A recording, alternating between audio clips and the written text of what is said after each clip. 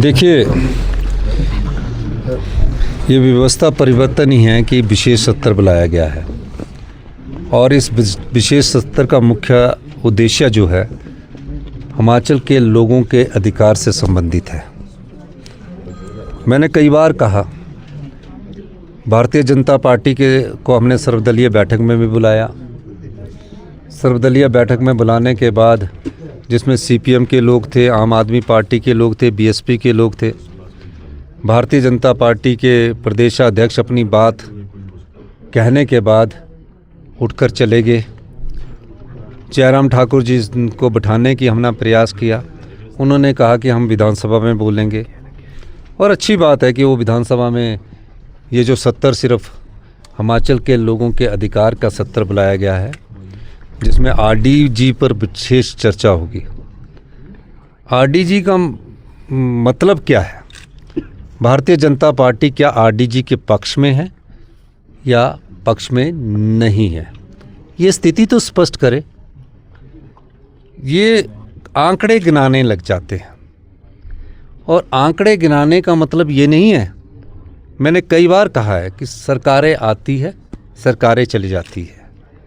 मुख्यमंत्री आते हैं, मंत्री आते हैं, और मंत्री हर 5 साल बाद जनता की अदालत में जाते हैं, और जनता चाहे तो उन्हें दोबारा भेज सकती है।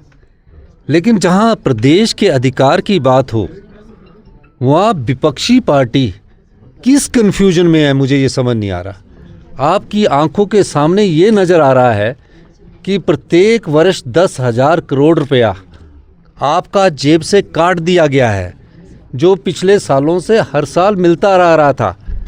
जब जयराम जी मुख्यमंत्री थे तब भी 8 से 10,000 करोड़ रुपया जयराम जी को मिलता आया, और उनको आरडीजी के रूप में 54,000 करोड़ रुपया मिला। अब वो काट दिया गया है, जबकि हमें सिर्फ 17,000 करोड़ रुपया आरडीजी के रूप में मिला है। अब जो ये 2026 से 31 का वित्त वर्ष 16वें वित्त आयोग ने रिकमेंडेशन दी है, वो आरडीजी से संबंधित रिकमेंडेशन दी है। हमारी लड़ाई आरडीजी से लोगों के अधिकार की लड़ाई है, हम उसको लड़ने के लिए आए। हम चाहेंगे उसमें अपने विचार खुलकर रखें, और ये बताएं कि क्या वो देश के प्रधानमंत्री के पास जाने को तैयार है। अगर वो जाने को तैयार है, हम उनके नेतृत्व में जाने को तैयार है।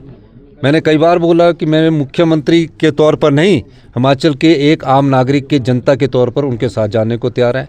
हमारे साथ जाने को तैयार नहीं है तो देश के प्रधानमंत्री के साथ अपने विधायक दल को, भारतीय जनता अपने विधायक दल को लेकर प्रधानमंत्री जी के पास जाइए, ये मैं कहना चाहता हूँ।